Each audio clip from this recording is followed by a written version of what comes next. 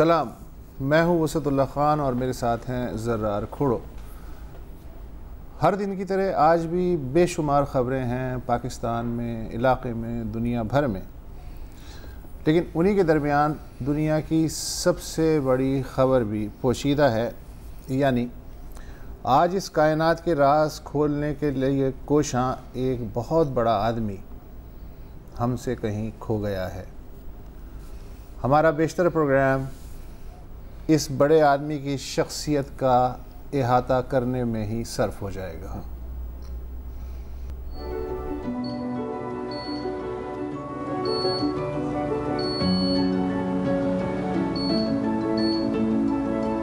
I am thoroughly human and normal.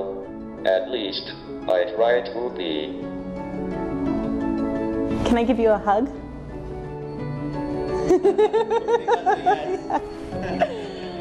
Oh, thank you so much. یہ تھے Stephen Hawking's. میں ایک normal آدمی ہوں، کم از کم نارمل انسان بننے کی کوشش کر رہا ہوں۔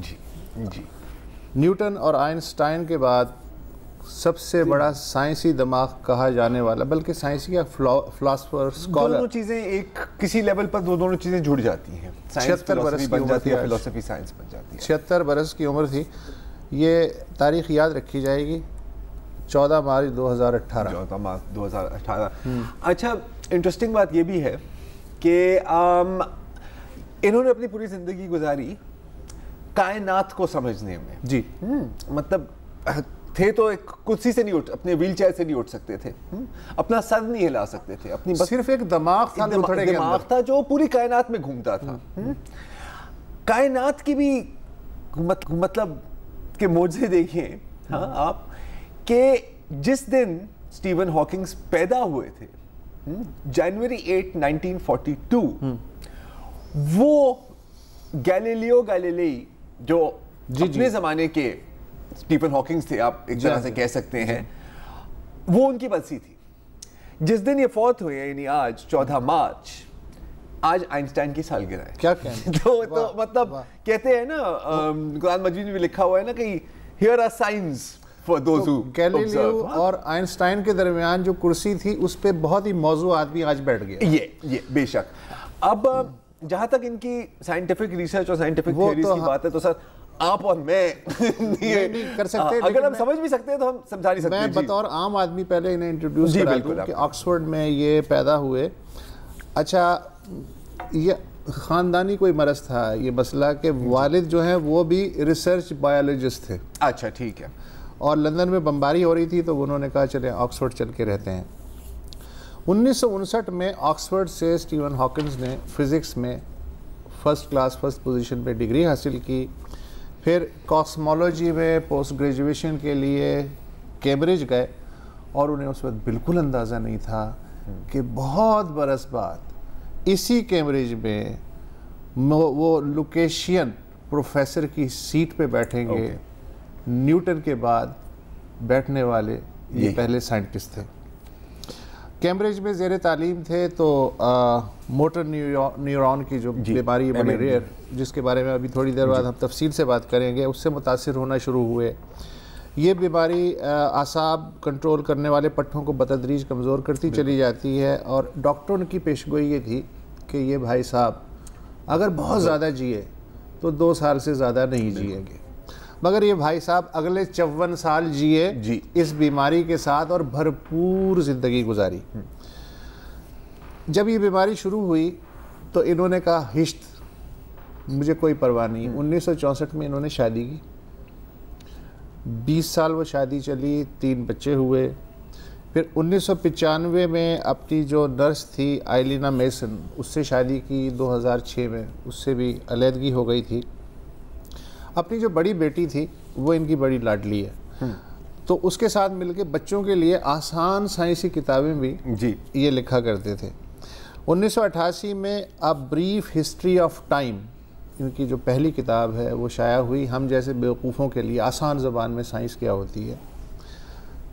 1 کروڑ سے زائد تو آن ریکارڈ ہے کہ فروخت ہوئی، لیکن لوگ اندازہ یہ ہے ڈسٹریبیوٹرز کا کہ جو پائریسی وغیرہ ہوئی ہوگی وہ تو بات ہی اس کا کوئی حساب کتاب نہیں ہے. اچھا اس کے بارے میں سب سے انٹرسٹنگ کمنٹ جو ہے وہ یہ ہے کہ یہ سب سے زیادہ فروخت ہونے والی اور سب سے کم پڑھی اور سمجھی جانے والی سائنسی کتاب ہے. بالکل. اچھا آپ دیکھیں ان کو سمجھنا کوئی آسان کام نہیں ہے, ٹھیک ہے. بریف ہسٹری آف ٹائم میں نے بھی پڑھی ہے اور میرے کو 3-4 دفعہ حالانکہ آسان الفاظ میں سمجھا رہا ہوتا ہے, مطلب یا ذہن موٹا ہے, لیکن آپ کو ہیبت ہوتی ہے نا کہ سائنس کی کتاب ہے, اوہ یا یہ تو مجھے سمجھ نہیں آ رہی. تو اس سے بہتر کہ ہم آپ کو بتائیں. اچھا 2001 میں ان کی دوسری کتاب بھی آئی تھی, یونیورس ان اے نٹ شیل.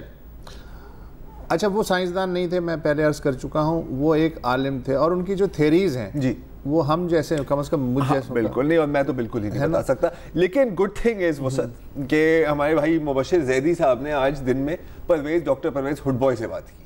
انہوں نے ان کی اسٹیفن ہاکنس کی تھیریز کی فارسی بیان کی ہے, آپ بھی سن لیجیے. ہاکنگ نے فزکس کے مختلف شعبوں میں کام کیا تھا, لیکن جو سب سے بڑا کام ہے ان کا وہ بلیک ہولز کے اوپر ہے. بلیک ہولز مردہ ستارے ہیں جو بہت چھوٹی ہیں اور بہت بھاری ہیں, اس حد تک بھاری ہیں کہ ان سے کشش ثقل کے باعث کوئی چیز باہر نہیں نکل سکتی, حتیٰ کہ روشنی بھی نہیں نکل سکتی, اور یہی وجہ ہے کہ انہیں بلیک کہا جاتا. لیکن ہاکنگ نے یہ ثابت کیا کہ دراصل بلیک ہول سے شعاعیں نکلتی ہے, ایک قسم کی تابکاری نکلتی ہے جو آج ہاکنگ ریڈیشن کے نام سے جانی جاتی ہے. تو یہ تابکاری توانائی اس بلیک ہول سے باہر لے جاتی ہے اور بالآخر بلیک ہول اس کی وجہ سے ختم بھی ہو جاتا ہے. اس کے علاوہ ہاکنگ نے کائنات کے ابتدائی لمحات کے اوپر کام کیا تھا کہ اس وقت کائنات کی کیا شکل و صورت تھی, اس کے اندر کون سے ذرات تھے, اور پھر یہ آپس میں کس طرح سے جڑے, اور جو کائنات کی تاریخ ہے اس کے اوپر ان کا بہت اچھا کام ہے, اور یہی وجہ ہے کہ آج انہیں بہت یاد کیا جا رہا ہے. ہاکنگ نے ایک بڑا بنیادی مسئلہ چھیڑا تھا. دیکھیے فزکس کے 2 اہم ستون ہیں, ایک طرف آئنسٹائن کی تھیوری آف جنرل ریلیٹیوٹی جو بہت حد تک ثابت شدہ ہے, اور دوسری طرف کوانٹم میکینکس, یہ بھی بہت ہی مضبوط بنیادوں پر استوار ہے, اور اسی کی وجہ سے آپ کا آئی فون اور موبائل وغیرہ کام کرتے ہیں. جو چھوٹے ٹرانزسٹر ہیں وہ کوانٹم میکینکس کے تابع ہیں. تو یہ جو 2 ستون ہیں, اب بظاہر, اور یہ ہاکنگ نے ثابت کیا, بظاہر یہ ایک دوسرے سے متضاد ہیں کہ ایسی باتیں ہیں, ایسے مسائل ہیں جو اس طرف سے دیکھیں تو اور نظر آتے ہیں, دوسری طرف سے دیکھیں تو اس کے بالکل برعکس دکھائی دیتے ہیں. ہاکنگ نے ان مسائل کی نشاندہی کی اور پھر یہ بھی واضح کیا کہ یہ دراصل تضاد نہیں ہے, اصل تضاد نہیں ہے, یہ بظاہر ہے. اس کی طرف اس نے کافی پیش رفت کی, اور جو رستہ ہاکنگ نے دکھایا ہے اب اسی رستے پر بہت سے دوسرے طبیعت دان چل پڑے ہیں, اور وہ یہ جاننا چاہتے ہیں کہ اگر یہ ان میں مطابقت پیدا کرنی ہے تو پھر جو بڑے مشکل قسم کے دقیق قسم کے مسائل ہیں ان کو کیسے حل کیا جائے. تو ہاں ہاکنگ ایک بہت بڑا شخص تھا, لیکن وہ اکیلا نہیں تھا اس میدان میں, اور یقیناً اس نے جو راہ دکھائی اس کے پیچھے سینکڑوں بلکہ 1000 سے زیادہ ایسے دوسرے طبیعت دان ہیں جو انہی مسائل کے اوپر غور و خوض کر رہے ہیں. اچھا ابھی لوگ اکثر جب سائنس کی کوئی بات ہوتی ہے اکثر لوگوں کا یہ سوال ہوتا ہے, جائز سوال ہے کہ یار مینو کی مطلب میری زندگی کو اس سے کیا فرق پڑے گا, اسٹیون ہاکنگ نے مجھے کیا دیا ہے یار, کیا مطلب میری زندگی میں کوئی آسانی آئی ہے؟ شاید نہ آئی ہو, لیکن ایک شعبے میں جب ترقی ہوتی ہے اس کا مطلب ہے کہ تقریباً ہر شعبے میں ترقی ہوتی ہے. میں آپ کو 2-3 مثالیں دیتا ہوں. ایک تو ابھی پرویز ہڈ بوائے صاحب نے خود بتایا کہ اگر مطلب آئنسٹائن کا کام نہ ہوتا, کوانٹم فزکس کا کام نہ ہوتا, یہ جس موبائل فون سے جس بندے نے مجھے یہ ٹویٹ کی تھی آج کہ جی اس سے بہتر میں علامہ اقبال نہ پڑھ لوں, صحیح ہے, ہاں اگر مجھے کچھ چیز سیکھنی ہے, وہ موبائل فون نہ ہوتا اور وہ ٹویٹ نہ آتی اور میں اس کو پڑھ نہ سکتا. جیسے اسپیس پروگرام کی بات کریں آپ, ہاں تو لوگ جب یہ شروع ہوئی تھی اسپیس پروگرام, وہ کہتے کہ اس میں کیا لوگ آپ پیسے ضائع کر رہے ہو امریکہ میں, لیکن اگر وہ نہ ہوتا, یہ جو پلاسٹک ہے اس پین کی, یہ ہاں نہیں وہ تو ایوری تھنگ لیڈز جڑی. اچھا آپ نے علامہ اقبال کی بات کی نا کہ وہ اس نے ٹویٹ کیا, ہاں اقبال کو بھی پڑھ لے تو انہیں وہاں بھی یہ مل سکتا ہے سب. اچھا, اس لیے کہ ابھی پرویز ہدبائی نے بات کی تھیوری آف ایوری تھنگ کی, کہ جس میں کائنات مسلسل پھیل رہی ہے اور یہ باقاعدہ قوانین کے تحت چل رہی ہے, اس کا آغاز اور انجام کیلکولیٹڈ ہے, اور اگر ہم اس پرابلم کو پہنچ جائیں, حل کر لیں, تو بقول ہاکن تو یہ خدا کے ذہن کو پڑھنے کے برابر ہوگا اگر ہم یہ کیلنڈر یا ٹائم ٹیبل پڑھ لیں. تو اقبال جو ہے اس نے کہا کہ جی یہ کائنات ابھی ناتمام ہے شاید, کہ آ رہی ہے دمادم صدائے کن فیکون. تو اس نے کہا کہ یار لیکن کیونکہ سائنسدان تھا, اس نے کہا کہ یار مجھے ثابت تو کرنا ہے, ٹھیک ہے. تو اس نے ایک بڑی عالیشان پارٹی دی, ہاں مطلب شیمپین ہے اور کھانے ہیں اور پلیٹیں ولیٹیں لگی ہوئی ہیں, کسی کو دعوت نہیں دی. دعوت دی پارٹی کے ختم ہونے کے 4 دن بعد, ٹھیک ہے. مطلب تھیوری اس کی یہ تھی, اور لوگوں نے پوچھا کہ یار یہ آپ نے کیوں کیا. اس نے کہا کہ یار اگر ٹائم ٹریول ممکن ہوتی تو فیوچر میں کوئی میری دعوت قبول کر کے میری دعوت پہ آ جاتا, لیکن کیونکہ کوئی نہیں آیا تو میں یہ کہہ سکتا ہوں سرٹنٹی کے ساتھ نہیں کہ یہ ممکن نہیں ہے. اس کے ٹائم ٹریول کے ساتھ نا ان کا ایک اور بھی تھیوری تھی جو مجھے ذاتی طور پر, مجھے سائنس فکشن کا بڑا شوق ہے, مجھے بڑی پسند ہے, اور وہ تھی آلٹرنیٹ یونیورسز. کہ جیسے میں روڈ پہ جا رہا ہوں اور میرے پاس چوائس ہے کہ میں نے رائٹ ٹرن کرنا ہے یا لیفٹ ٹرن کرنا ہے. ایک کائنات میں رائٹ ٹرن کر رہا ہوں, ایک کائنات میں لیفٹ ٹرن کر رہا ہوں, یعنی کہ ایک کائنات میں Wusatullah Khan president of the United States ہے, ایک کائنات میں یونائٹڈ اسٹیٹس ہی نہیں اور ایک کائنات میں وسعت اللہ خان ہی نہیں, ٹھیک ہے. تو ایک انٹرویو میں کسی نے پوچھا اس سے کہ کیا یہ ممکن ہے کہ ایک ایسی کائنات ہو جس میں انٹرویور پوچھ رہا ہے اسے, جس میں میں ذہین ہوں اور آپ بے وقوف ہیں.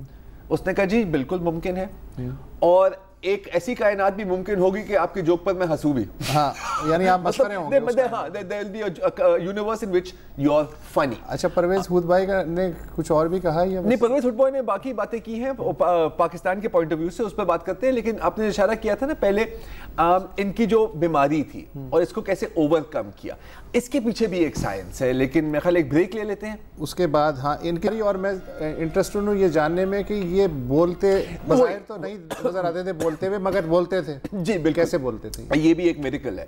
بریک کے بعد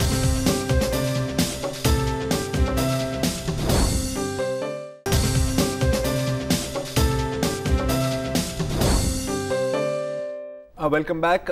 بات ہو رہی ہے اسٹیفن ہاکنگز کے بارے میں, اور آپ نے ابھی ذکر کیا تھا ان کو جو بیماری تھی motor neuron disease also known as ALS. آپ کو یاد ہوگا کچھ سال پہلے ایک ALS آئس بکٹ چیلنج بھی ہوا تھا, مفلوج ہوتے چلے جاتے, آسان مفلوج جاتے ہیں, چیلنج بھی ہوا تھا, لوگ اپنے اوپر پانی پھینک رہے تھے to raise money for ALS.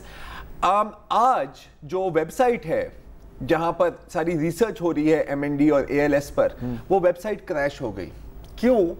کیونکہ لوگ اتنا چندہ دینے کے لیے اس ویب سائٹ پر آئے کہ وہ ٹریفک نہیں ہینڈل کر سکی. اچھا, اب انٹرسٹنگ بات ہے کہ حالانکہ یہ بیماری لا علاج ہے, ٹھیک ہے, اور ان کو لوگوں کو یہ بھی نہیں پتا کہ یہ ہوتی کیسے ہے, اور تقریباً 5% جو ہے سروائیول ریٹ ہے. 5% سروائیول ریٹ ہے. جیسے آپ نے بیان کیا ان زمانوں میں 2 سال ریٹ ہوتی تھی, اب 5 سال آ گئی ہے, ٹھیک ہے. تو ان سے بھی جب بھی کوئی ہم جیسا جاہل صحافی پوچھتا تھا نا کہ جی کیا حال چال ہے, کیسا محسوس ہو رہا ہے, تو وہ تو کہتا تھا کہ جی میں تو 21 سال کی عمر سے موت کے انتظار میں ہی ہوں, میں یہ مرنا نہیں چاہتا, لیکن کبھی بھی آ سکتی ہے, جب بھی آ گئی تو آ گئی, یو نو.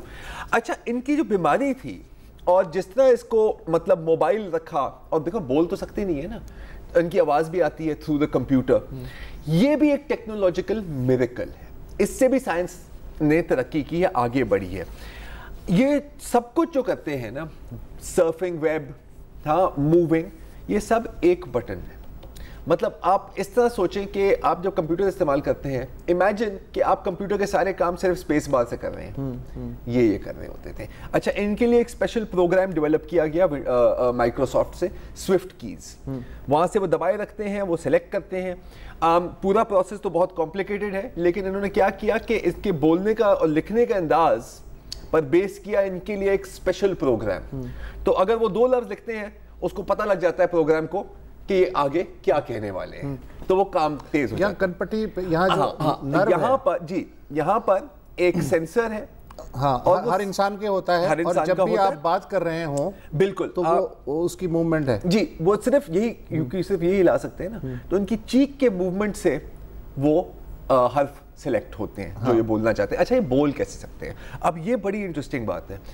میں بول رہا ہوں نا, آپ بول رہے ہیں, ہم کیسے بول رہے ہیں؟ ہمارے برین سے ایک سگنل جاتا ہے ہمارے گلے تک, تھروٹ تک, ٹھیک ہے. اب ہمارے تھروٹ کے مسلز کمزور بھی ہوں اور وہ مطلب لفظ یا آواز نہ نکال سکیں, وہ سگنل پھر بھی جاتا ہے. اگر میں کچھ نہ کہوں اور میں اپنے دماغ میں ہی لفظ بولوں, وہ سگنل پھر بھی جا رہا ہے. یہ یہاں پر ویسے ECG کے نہیں لگتے, یہاں پر ان کے الیکٹروڈز ہیں, تو یہ آواز نہیں پک کر رہے, وہ سگنل پک کر رہے ہیں.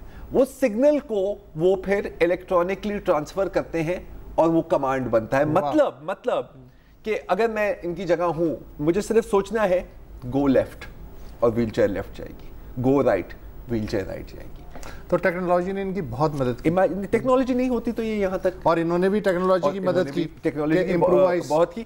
اچھا, سینس آف ہیومر تو لاجواب تھا نا جی. ہاں, تو ان سے پوچھا گیا کہ جی آپ تو بڑے مشہور ہو گئے ہیں جی, تو آپ کو کیسا محسوس ہو رہا ہے ٹپیکل؟ تو انہوں نے کہا کہ یار مطلب اچھی بات تو ہے, لیکن میں جہاں بھی جاؤں لوگ مجھے پہچان لیتے ہیں. میں نے وگ بھی پہنی ہے, میں نے کالی چشمی بھی پہنے ہیں, لیکن میرے خیال یہ ویل چیئر جو ہے نا میری, اس سے لوگ مجھے پہچان لیتے ہیں. Typical British humour. میں ان کی کچھ اور تھیوریز جو ہے نا ان پہ ایک آخری بات جس میں کہنا چاہ رہا ہوں, جو ان کا جو پیغام تھا ان لوگوں کے لیے جو معذور ہیں, اور یہ بڑا ضروری تھا. اس نے کہا کہ جی آپ بے شک وہ کام نہیں کر سکتے جو آپ کی باڈی آپ کو الاؤ نہیں کر رہی, لیکن جو کام آپ کر سکتے ہیں وہ آپ کریں. جسم آپ کا معذور بے شک ہے, آپ کی روح, آپ کے دماغ معذور نہیں. یہ اسی کا نام سٹیون ہاکنگ تھا. No doubt. اچھا, ایک ڈسکوری چینل کی ایک فلکیاتی سیریز تھی 2010 میں. انہوں نے کہا کہ جی ایلینز, ریسرچ تو کریں آپ ان پہ کہ ہیں یا نہیں ہیں, لیکن ان سے کانٹیکٹ نہ کریں آپ. اچھا, کانٹیکٹ کرنے میں خطرہ یہ ہے کہ اگر تو وہ آپ سے پسماندہ ہوئے تو پھر تو کوئی خطرہ نہیں ہے, لیکن اگر آپ سے ترقی یافتہ ہوئے نا تو پھر آپ کا وہی حشر ہوگا جو نارتھ امریکہ میں کولمبس گیا تھا اور اس کے بعد آباد کاروں نے ریڈ انڈینز کا کیا تھا. تو خدا کے واسطے اگر ایلین مل بھی جائیں تو یہ ہو جائیں گے. اچھا, ظاہر ہے کہ یہ انٹرسٹنگ وے میں ایک کنٹروورسی انہوں نے چھوڑ دی, لیکن مزے کی بات یہ ہے کہ انہی صاحب نے جو ایلین سے کانٹیکٹ سے منع کر رہے تھے, 2015 میں ایک روسی سرمایہ کار ہیں یوری ملنر, انہوں نے انہیں پیسہ دیا, پروجیکٹ دیا کہ جی دیگر سیاروں پہ جو زندگی اور ایلین ہے نا ان کے بارے میں ذرا پتہ کریں کہ وہ ہیں یا نہیں ہیں. یہ بھی ان کا سلسلہ تھا. اچھا, اس کے علاوہ پھر آرٹیفیشل انٹیلیجنس, بالکل اس کے پہ بڑے وہ تھے, آرٹیفیشل انٹیلیجنس سے کافی ڈرتے ہیں, تشویش تھی. ایلون مسک کو زیادہ تشویش ہے, وہ اور بھی بہت بڑے انوینٹر ہیں, یہ پھر بھی کہتے تھے کہ ہم ہینڈل کر لیں گے. لیکن ان کا یہ کہنا تھا کہ جی اگر آرٹیفیشل انٹیلیجنس پراپرلی ڈیولپ ہو جاتی ہے تو ہم پیچھے رہ جائیں گے, مطلب انسانیت پیچھے رہ جائے گی, یہ ایک سپیریئر سپیشیز ہوگی. اور اس کا یہ مطلب نہیں ہے کہ جیسے موویوں میں ہوتا ہے یا ٹرمینیٹر میں ہوتا ہے کہ وہ کہیں گے ایک دن اٹھیں گے اور کہیں گے کہ جی انسانوں کو ختم کر دو. دیکھا, یہ کچھ ایسے ہوگا کہ آپ فرض کریں کہ آپ چل رہے ہیں اور آپ کے سامنے چونٹیاں ہیں اور آپ کا پیر آ گیا چونٹیوں کے اوپر. اس کا یہ مطلب نہیں ہے کہ آپ کو چونٹیوں کے ساتھ دشمنی ہے یا آپ ان کو مارنے جا رہے ہیں, لیکن وہ اتنی نیچے ہے کہ آپ کو نظر ہی. بلکہ ایک انٹرویو میں کسی نے سوال بھی کیا تھا کہ صاحب یہ روبوٹ سے میں باکسنگ کرنا چاہتا ہوں, تو انہوں نے کہا بالکل کرو. تو کہنے لگے میں جیت جاؤں گا, کہنے لگے نہیں تم ہار جاؤ گے. یہ اچھا, پھر انہوں نے کہا کہ آپ اسے کنٹرول کر سکیں آرٹیفیشل انٹیلیجنس کو, جو کہ ہائیلی ان لائکلی ہوتا جا رہا ہے, ورنہ کوئی چانس نہیں ہے وہ آپ پہ حکمران ہوں گے روبوٹ. بالکل. گفتگو جاری رکھتے ہیں اس عظیم آدمی کے بارے میں, ایک خبروں کا وقفہ, اس کے بعد.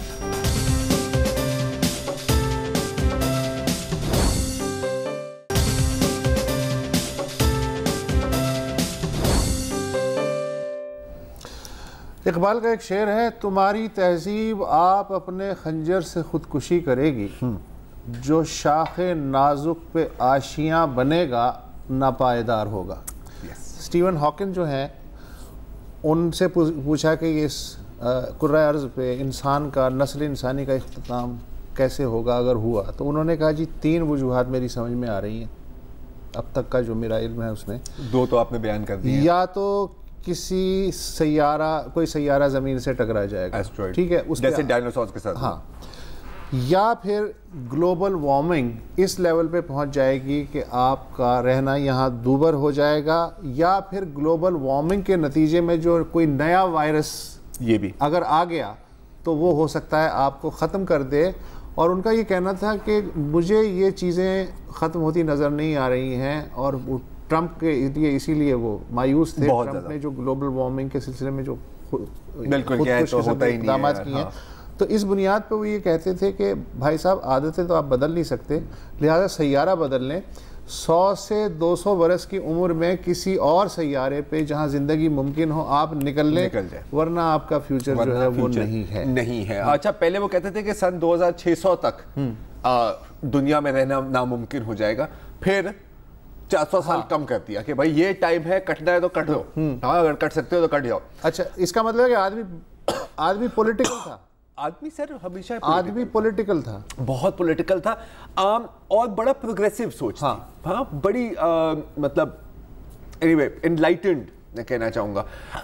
عراق کی جنگ فرض کریں، 2004 میں آپ کو یاد ہوگا کہ 2003 میں نہیں 2004 میں ایک پروٹیسٹ ہوئی تھی، شروع تو 2003 میں ہوگی، پروٹیسٹ چلتی رہی تھی، آپ کو یاد ہوگا، اور بہت بڑا ایک پروٹیسٹ ہوا تھا لنڈن کے ٹرافالگر اسکوائر میں۔ جی 2004 میں وہ، آپ کا بھائی اس پروٹیسٹ میں شامل، آپ تھے وہاں پہ، فروری میں ہوا، اسٹیون ہاکنگز بھی تھے وہاں پہ، تو بڑی بات ہے، انہوں نے مجھے مس کر دیا یار، بس یار، مطلب یہ ایک چیز ادھوری رہ گئی ان کی لائف میں۔ اینیوے وہاں پر ہاں پورے نام پڑھے انہوں نے ان عراقیوں کے جو اس جنگ میں مارے گئے، ہاں جتنے پڑھ سکتے تھے، مطلب برٹش بھی۔ اینڈ میں ایک تو اس نے کہا کہ جی یہ وار کرائم تھا، اور اینڈ میں معذرت مطلب معافی مانگی کہ جی میرا جو سنتھسائزر ہے اس میں مطلب عربی نام صحیح نہیں پروناؤنس ہوتے، تو آئی ایم ویری سوری۔ یہ تھے۔ اچھا، اسرائیل اور فلسطینیوں کے حقوق کے لیے ہمیشہ انہوں نے آواز اٹھائی، بلکہ ایک بہت بڑی بین الاقوامی سائنٹیفک کانفرنس ہو رہی تھی اسرائیل میں، ٹھیک ہے۔ انہوں نے پہلے تو خط لکھا کہ میں وہاں جاؤں گا ضرور، لیکن میں پوڈیم سے کہوں گا کہ بھائی آپ لوگ جو کر رہے ہیں فلسطینیوں کے ساتھ یہ اچھا نہیں ہے، تو وہاں پر ظاہر ہے بڑا پنگا ہو گیا۔ تو پھر انہوں نے کینسل کر دی کہ بھائی اگر میں نہیں بول سکتا کھل کے تو میں جاؤں گا ہی نہیں۔ کیمبرج یونیورسٹی نے بہانہ بنایا کہ نہیں یہاں سے ان کی طبیعت آپ کو پتہ ہے خراب رہتی ہے، یہ وہ، پھر ان کا جو خط تھا وہ سامنے منظر پر آ گیا، اور یہ پتہ لگا۔ آپ کے علم میں پتہ نہیں یہ ہے نا، یہ 90s میں انہیں سر کے خطاب جو ہے وہ نائٹ ہوڈ جو ہے وہ دینے کا ہوا، تو انہوں نے کہا بھائی صاحب میں تو نہیں لیتا، اس لیے کہ جو آپ کی جو سائنس کے لیے بجٹ پالیسیز ہیں وہ مجھے اچھی نہیں لگتی، تو انہوں نے کہا آپ اپنے پاس رکھیں۔ پولیٹیکل بریگزٹ کے سخت مخالف تھا، اچھا، اسی لیے ہی واز لائک کہ اس کا مطلب ہے کہ یو کے کی سائنس ختم ہو جائے۔ اچھا، اور عام طور پہ جو سائنٹسٹ ہیں وہ ایک خشک مزاج لوگ سمجھے جاتے ہیں جن سے لوگ دور بھاگتے ہیں، لیکن یہ اسٹیون ہاکنگ جو ہے یہ جو پاپولر کلچر ہے اس کا حصہ تھا۔ اچھا، پاپولر کلچر سے ایک چیز میں بتانا چاہ رہا ہوں کہ شام کے بارے میں بھی نا انہوں نے بہت آواز اٹھائی تھی، بس۔ اچھا، پاپولر کلچر میں سمپسن سیریز جی بچوں میں ظاہر ہے نا، اچھا بچوں میں کیا سر، میں پھر فین ہوں۔ اچھا، ان میں اس میں سمپسن میں باقاعدہ جو ہے ہاکن صاحب کا جو ہے کردار تھا، ایک جگہ وہ کہتے ہیں کہ وہ ایک ہومر سمپسن وہ کھاتا پیتا ہر وقت ہے نا، تو کہنے لگا کہ ہاکن صاحب کہہ رہے ہیں کہ اس کی جو تھیوری ہے نا میں اس سے بہت متاثر ہوں کہ اصل میں یہ جو کائنات ہے نا یہ اصل میں ڈونٹ دیکھا ہے، تو سمپسن سیریز میں آپ دیکھنا چاہتے ہیں؟ میں بالکل دیکھنا چاہتا ہوں، I love the Simpsons۔ دکھائیے۔ If you are looking for trouble, you found it. Yeah, just try me, you. Hey, Stephen Hawking, aren't you that physicist that invented gravity? Sure, why not? I wanted to see your utopia, but now I see it as more of a fruitopia. And I almost fell into this freezer thingy. I call it a Hawking chamber. Who's paying the tab? I am. I didn't say that. What if Fry was supposed to get frozen? Yes, shove him in the tube. It was my idea. Pizza, pizza, pizza, pizza, pizza, pizza, pizza, pizza. Great. The entire universe was destroyed. ये सिर्फ Simpson's नहीं है, एक और show भी है इसके अंदर, उसका नाम मैं भूल गया हूँ लेकिन कंपनी वही है. अच्छा, आपने देखा होगा आर्ट का स्टाइल भी वही है. हाँ, अच्छा, फिर स्टार ट्रैक देखा है ना? अच्छा, इत्तेफाक से मैंने भी देखा है. इत्तेफाक से मैंने हर एपिसोड देखा, हर सीरीज. अच्छा, मैंने लेकिन पुराना देखा है. स्टार ट्रैक नेक्स्ट जनरेशन जो है, उसमें जो है इन्हें बुलाया जाता है, न्यूटन साहब को बुलाया जाता है, आइंस्टाइन को बुलाया जाता है स्पेस शिप पे, और तीनों जो हैं एक सीन में ताश खेल रहे हैं और अपनी आलिमाना बर्तरी एक दूसरे पे जाहिर करने की. ये भी क्लिप है आपके पास? है, ये है. दिखाएं यार. Can we get this over with, please? It's your bet. I raised 50. Blast. I fold. I fold as well. The uncertainty principle will not help you now, Stephen. All the quantum fluctuations in the universe will not change the cards in your hand. I call. You are bluffing, and you will lose. Wrong again, Albert.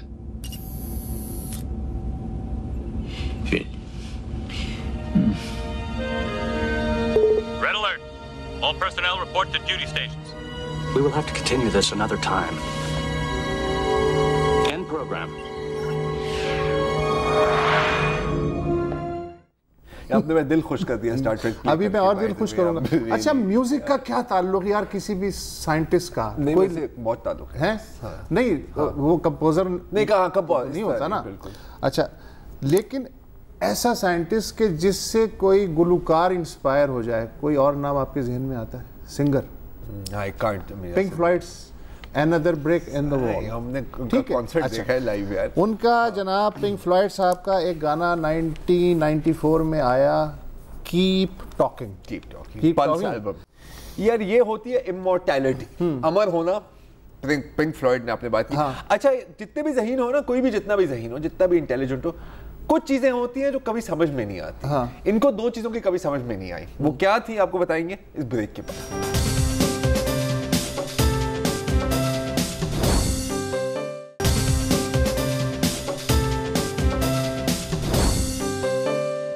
Welcome back. हम इस सदी के सबसे बड़े साइंसी दिमाग Stephen Hawking को खराज अकीदत पेश करने की कोशिश कर रहे हैं. ज़रा बड़ा आदमी जो है उसकी मेरे नज़दीक दो निशानियां हैं. एक तो उसकी गर्दन में कभी सरिया नहीं होता, बेशक. दूसरे उसकी जो हिस्से मिज़ा है वो हर वक्त उसके साथ रहती है. बिल्कुल. अच्छा, मैं हॉकिंग की अगर ज़िंदगी देखूं तो जो टिपिकल ब्रिटिश ह्यूमर है ना, इस आदमी में 24 घंटे कूट. अच्छा, कभी कभी मुझे लगता है कि यार इसका ताल्लुक कहीं पीछे गुजरांवाले कभी कभी लगता है. मसलन एक इंटरव्यू जो है वो मैं देख रहा था, उन्होंने इंटरव्यू लेने वाले के साथ जो चंगी या पैड़ी की है ना, मैं उसका एक टुकड़ा आपको दिखाना चाहता हूं. First off, congratulations on being the first subject of our Great Minds series. Be honest, is this the single greatest honor you have ever received? Yes. Good. It's a little hard to read your tone of voice. When you say that, are you being sarcastic? Yes. I thought so. Who is talking to me right now? Is it you, or is it a sentient computer pretending to talk on your behalf? It's me. Yeah, but how do I know that, Professor? Because if computers had become sentient, what better way to convince people they hadn't than by co-opting the voice of the most intelligent man on the planet? You're an idiot. Yeah, but who's saying that, Stephen? You or the machine? Both of us. Okay, all right. ये वही वाला है, वो parallel universe वाला interview यही है भाई. तो ये था भाई. अच्छा हम्बली बहुत ना, अगर मजाक किया. इनकी एक मूवी बनी थी, एक्चुअल मूवी, डॉक्यूमेंट्री नहीं, द थियरी ऑफ एवरीथिंग, 2014 में. तो उसमें जिस एक्टर ने इनका किरदार प्ले किया था ना, एडी रेमेन, तो बाद में पूछा गया स्टीफन हॉकिंग से कि सर आपने मूवी देखी, आपने एंजॉय किया? उसने कहा यार मूवी तो अच्छी थी और इसने परफॉर्मेंस भी अच्छी दी है, लेकिन खूबसूरत तो मैं ज्यादा हूँ. मतलब लुक्स में वो सही नहीं लग रहा यार, वो तो बड़ा बदशक्ल किस्म का इंसान है. अच्छा, अगेन یار بندہ کتنا بھی جینیس ہونا, پچھلے سیگمنٹ میں یہ بات کر رہا تھا, کچھ لمیٹیشنز ہوتی ہیں. ہاں, دو چیزیں ہیں جن کے بارے میں ان کو کبھی ان کی سمجھ میں نہیں آئی, ٹھیک ہے. ایک تو ڈونلڈ ٹرمپ, ٹھیک ہے, نہیں مطلب مذاق کے علاوہ ڈونلڈ ٹرمپ, اس کا مطلب ہے کہ یہ کہ نارمل آدمی تھے. اب وہی نا سر, دیکھو ڈونلڈ ٹرمپ کے بارے میں کسی ایک میگزین نے انٹرویو لیا کہ جی آپ مطلب سب کچھ سمجھ آتے ہیں, آپ مجھے یہ بتا سکتے ہیں کہ اتنا مقبول کیوں ہے امریکہ میں؟ آپ کائنات کی گتھی سلجھا رہے ہیں, آپ اس کا ٹائم ٹیبل بنا رہے ہیں, ڈونلڈ ٹرمپ سمجھائے. سوچا اس نے کہا نہیں میرے پاس کوئی جواب نہیں ہے, مجھے نہیں سمجھ آتی اس بات کی. اور دوسری چیز, ایک اور انٹرویو ان کا ہوا تھا 2012 میں نیو سائنٹسٹ میگزین کے بعد. اس نے کہا کہ سب سے بڑی مسٹری آپ کے لیے کیا ہے؟ اگر انہوں نے سوچا, انہوں نے کہا خواتین. اچھا, انہوں نے کہا میں نے اپنی پوری زندگی میں کائنات کے بارے میں کم سوچا ہے, میں نے خواتین کے بارے میں زیادہ سوچا. کائنات میں سمجھ گیا ہوں, خواتین نہیں سمجھ سکا میں. تو جوائن دا کلب یار ڈاکٹر صاحب. اگین ایک نارمل آدمی. اچھا, نارمل آدمی, کام, ایکسٹرا آرڈنری, ٹھیک ہے. تو اب ایک بات پھر اس کو ہم واپس پاکستان کی طرف ہی لے آتے ہیں. اور مبشر کی جب بات ہوئی تھی ڈاکٹر پرویز ہڈ بوائے کے ساتھ, پہلے بھی ان کے کلپ سنے, تو ایک جو ہمارا ٹپیکل سوال ہوتا ہے کہ پاکستانی طالب علم اور پاکستانی سائنسدان کیا سبق سیکھ سکتے ہیں اسٹیفن ہاکنگ سے, تو سن لیجیے. نہیں, اسٹوڈنٹس تو نہیں, لیکن وہ لوگ جو اس میدان میں تحقیق کرتے ہیں, اور ایسے ہیں مٹھی بھر لوگ ہیں, مگر آپ یہ نہیں کہہ سکتے کہ کوئی بھی نہیں ہے. کاش کہ اس سے 10 گنا, اس سے 100 گنا زیادہ ایسے لوگ ہوتے جو ایسے دقیق, ایسے مشکل مسائل پر یہاں کام کر رہے ہوتے ہیں. لیکن یہ تب ہو سکے گا جب پاکستان میں ریاضی اور فزکس کا معیار بلند ہوگا, اور اس کے لیے ہمیں اچھی یونیورسٹیاں قائم کرنی ہوں گی. یونیورسٹیاں تو پاکستان میں ہیں, لیکن جہاں اصل تحقیق ہوتی ہے اور معیاری تحقیق ہوتی ہے تو اس نہج تک ہم اب تک پہنچ نہیں پائے ہیں. اور اس کی وجوہات بھی کچھ ایسی ہیں کہ ہم قابل لوگوں کو پہچانتے نہیں ہیں, اور جو قابل لوگ یہاں آتے ہیں وہ پھر بد دل ہو کر چلے جاتے ہیں. لیکن امید تو یہی ہے کہ کسی دن ہم اس چیز کو درست کر سکیں. لازم ہے کہ ہم بھی دیکھیں گے. دیکھیے اگین لوگ بہت ہیں, آپ کو شاہد نیازی یاد ہے, ہنی کوم, الیکٹرک ہنی کوم تھیوریز, وہ بھی آگے جا سکتے ہیں. میں ذاتی طور پہ اتنا بچوں کی طرح چھلانگیں مارنے لگ جاتا ہوں جب یہ سائنس فیئرز ہوتے ہیں, سائنس فیسٹیولز ہوتے ہیں, کراچی, لڑکانہ, مٹھی, لاہور. یہ ہے نرسریز آپ کی, ٹھیک ہے. ٹیکنیکلی بھی اگر آپ دیکھیں, سائنس کو چھوڑ دیں. آپ کو یاد ہے ہم نے دعوت دی تھی شو پہ بایونکس کی ٹیم کو, ہاں, اور وہ ایک چھوٹا سا بچہ تھا. اگین ایک ہی بات ہے نا, ڈسیبلڈ ہے, وہ بھی ڈسیبلڈ ہے, یہ بھی ڈسیبلڈ ہے. ای سی جی کی ٹیکنالوجی ذریعے وہ اپنی روبوٹ آرم کو کنٹرول کر رہا ہے. تو یار we have the minds, we have the talent, اس کو ڈیولپ کرنا ضروری ہے. مجھے پتا ہے بڑی کلیشیڈ بات ہے, لیکن سچ. لیکن الٹیمیٹلی ظاہر ہے کہ اسٹیون ہاکنگ کو اس سے بہتر خراجی عقیدت نہیں پیش کیا جا سکتا کہ آپ اپنا ایک سائنٹیفک بیس اور مائنڈ ڈیولپ کرنے کی آزادی دیں, اور وہ آزادی تب ہو سکتی ہے جب سوال پوچھنے کی آزادی ہو. جواب خود بخود آ جائے گا. بالکل, آزادی سوال پوچھنے کی. فی الحال اتنا ہی. کتنی گفتگو کریں اس بڑے آدمی کے بارے میں, اجازت دیجیے. خدا حافظ. السلام علیکم. اگر آپ کو ہمارے شو پسند آیا ہے تو پلیز ہمارے یوٹیوب چینل کو سبسکرائب کریں, اور اگر مناسب سمجھے تو اس ویڈیو کو لائک بھی کر لیں, تو کوئی حرج نہیں ہے, اور شیئر بھی کر لیں اور کمنٹ بھی کر دیں, ورنہ وہ سب ایسے ہی لکھتے رہیں. اور یہ جو دونوں کہہ رہے ہیں یہ کر لیں جی پلیز, نہیں تو ہمیں بھی گھر جانا ہے, میں آپ کے کمپیوٹر میں نہیں رہنا 24 گھنٹے. صحیح بات.